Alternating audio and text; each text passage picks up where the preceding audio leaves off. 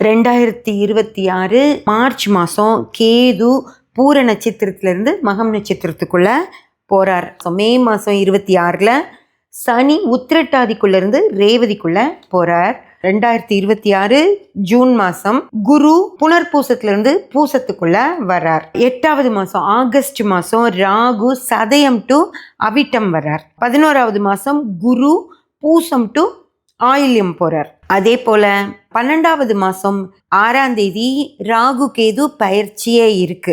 கேது மகத்திலிருந்து ஆயில்யத்துக்கு போறார், அதாவது சிம்மத்திலிருந்து கடகத்துக்கு ராசியே மாறுறார். ராகு கும்பத்திலிருந்து மகரத்துக்கு ராசியே மாறி வர்றார். எல்லா கிரகங்களுமே நட்சத்திர பயிற்சிகள் ஆயிட்டே தான் இருக்கு ஃப்ரெண்ட்ஸ். இந்த வருஷம் ஏகப்பட்ட பயிற்சிகள் இருக்கிறதுனால பலன்கள் எல்லாருக்கும் ஒரே மாதிரி இருக்கவே இருக்காது.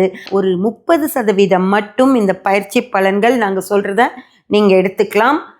மற்ற 70% உங்களுக்கு உங்கள் சுய ஜாதகம் என்ன சொல்லுதோ அதுபடி தான் நடக்கும்.